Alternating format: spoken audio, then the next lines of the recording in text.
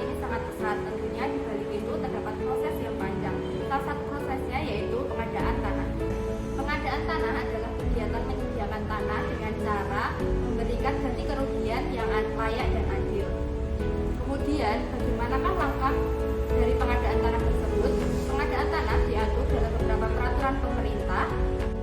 Landasan hukum mengenai pengadaan tanah yang pertama yaitu Undang-Undang Nomor 2 Tahun 2012 tentang pengadaan tanah bagi pembangunan untuk kepentingan umum.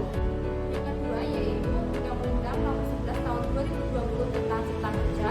Yang ketiga yaitu Peraturan Pemerintah Nomor 19 Tahun 2021 tentang penyelenggaraan pengadaan tanah bagi pembangunan untuk kepentingan umum. Dan yang terakhir yaitu Peraturan Menteri ATR Kepala BPN Nomor 19 Tahun 2021 tentang pelaksanaan Peraturan Pemerintah Nomor 19 Tahun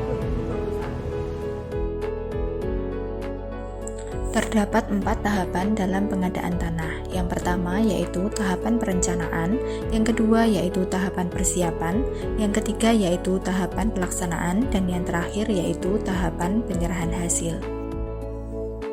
Tahapan perencanaan. Pada tahapan ini, instansi yang memerlukan tanah membuat perencanaan pengadaan tanah sesuai perundang-undangan yang didasarkan atas rencana tata ruang wilayah dan prioritas pembangunan yang tercantum dalam rencana pembangunan jangka menengah, rencana strategis, dan rencana kerja pemerintah atau instansi yang memerlukan tanah.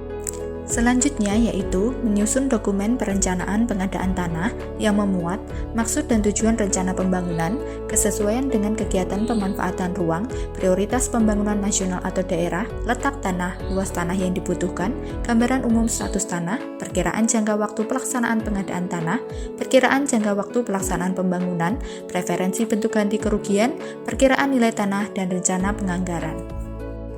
Dokumen perencanaan pengadaan tanah yang telah disusun berdasarkan studi kelayakan yang mencakup survei sosial ekonomi, kelayakan lokasi, analisis biaya dan manfaat pembangunan bagi wilayah dan masyarakat, perkiraan nilai tanah, dampak lingkungan dan dampak sosial yang mungkin timbul akibat dari pengadaan tanah dan pembangunan, serta studi lain yang diperlukan.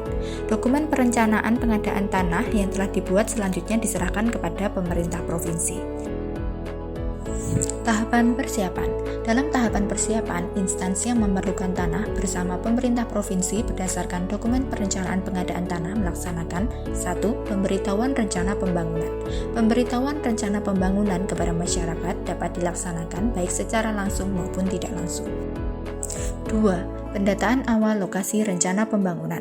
Pendataan awal lokasi rencana pembangunan meliputi kegiatan pengumpulan data awal pihak yang berhak dan objek pengadaan tanah yang dilaksanakan paling lama 30 hari kerja sejak pemberitahuan rencana pembangunan. 3. Konsultasi publik rencana pembangunan. Konsultasi publik rencana pembangunan dilaksanakan untuk mendapatkan kesepakatan lokasi rencana pembangunan dari pihak yang berhak. Konsultasi publik dilakukan dengan melibatkan pihak yang berhak dan masyarakat yang terkena dampak dan dilaksanakan paling lama 60 hari. Tahapan pelaksanaan. Tahapan pelaksanaan meliputi 1. Inventarisasi dan identifikasi penguasaan, pemilikan, penggunaan, dan pemanfaatan tanah yang meliputi kegiatan, pengukuran, dan pemetaan bidang per bidang tanah, dan pengumpulan data pihak yang berhak dan objek pengadaan tanah. Kegiatan ini dilaksanakan paling lama 30 hari kerja dan wajib diumumkan di kantor desa atau kelurahan, kantor kecamatan, dan tempat pengadaan tanah selama 14 hari. Pengumuman meliputi subjek hak, luas, letak, dan peta bidang tanah objek pengadaan tanah. Untuk pihak yang berkeberatan dapat mengajukan dalam waktu 14 hari sejak pengumuman dan perbaikan diberikan waktu 14 hari sejak pengajuan diterima. Yang kedua, penilaian ganti kerugian. Penilai untuk melaksanakan penilaian objek pengadaan tanah ditetapkan oleh lembaga pertanahan. Penilaian dilakukan per bidang tanah meliputi tanah, ruang atas tanah dan bawah tanah, bangunan, tanaman, benda yang berkaitan dengan tanah, dan kerugian lain yang dapat dinilai.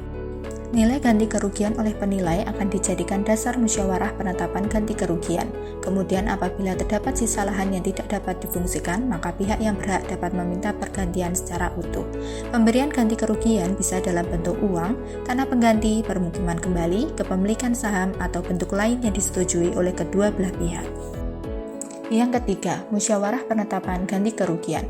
Musyawarah dilakukan oleh lembaga pertanahan dengan pihak yang berhak paling lama 30 hari kerja sejak hasil penilaian dari penilai. Hasil kesepakatan akan dijadikan dasar pemberian ganti kerugian kepada pihak yang berhak.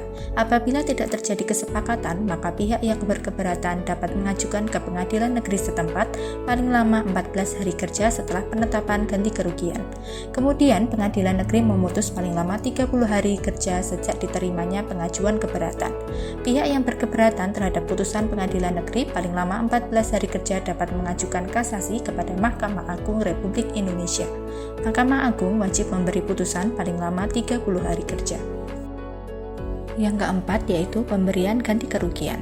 Saat pemberian ganti kerugian, pihak yang berhak menerima ganti kerugian wajib melakukan pelepasan hak dan menyerahkan bukti kepemilikan objek pengadaan tanah kepada instansi yang memerlukan tanah melalui lembaga pertanahan.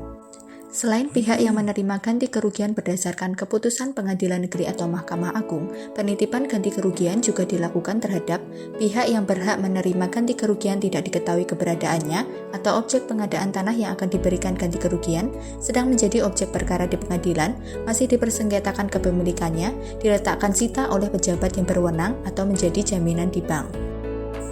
Yang kelima, pelepasan tanah instansi.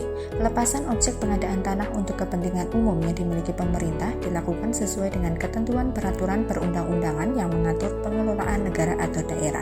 Sedangkan pelepasan objek pengadaan tanah untuk kepentingan umum yang dikuasai oleh pemerintah atau BUMN atau BUMD dilakukan berdasarkan Undang-Undang Nomor 2 Tahun 2012 tentang pengadaan tanah bagi pembangunan untuk kepentingan umum.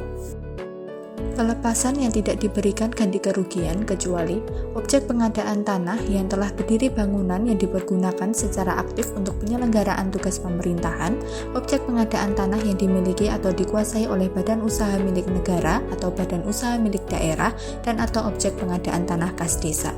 Ganti kerugian atas objek pengadaan tanah sebagaimana dimaksud huruf A dan huruf C diberikan dalam bentuk tanah dan atau bangunan atau relokasi. Pelepasan objek pengadaan tanah paling lama dilaksanakan 60 hari kerja sejak penetapan lokasi pembangunan. Apabila belum selesai dalam waktu yang ditentukan, tanahnya dinyatakan telah dilepaskan dan menjadi tanah negara dan dapat langsung dipergunakan untuk pembangunan kepentingan umum. Tahapan yang terakhir yaitu tahapan penyerahan hasil. Lembaga pertanahan menyerahkan hasil pengadaan tanah kepada instansi yang memerlukan tanah setelah pemberian ganti kerugian kepada pihak yang berhak dan pelepasan hak dilaksanakan dan atau pemberian ganti kerugian telah dititipkan di pengadilan negeri. Instansi yang memerlukan tanah dapat mulai melaksanakan kegiatan pembangunan setelah dilakukan serah terima hasil pengadaan tanah. Selanjutnya yaitu pemantauan dan evaluasi. Pemantauan dan evaluasi penyelenggaraan pengadaan tanah untuk kepentingan umum dilakukan oleh pemerintah, sedangkan untuk pemantauan dan evaluasi hasil penyerahan pengadaan tanah untuk kepentingan umum yang telah diperoleh dilakukan oleh lembaga pertanahan. Informasi tersebut adalah mengenai alur pengadaan tanah. Semoga mudah dipahami dan juga bermanfaat bagi masyarakat.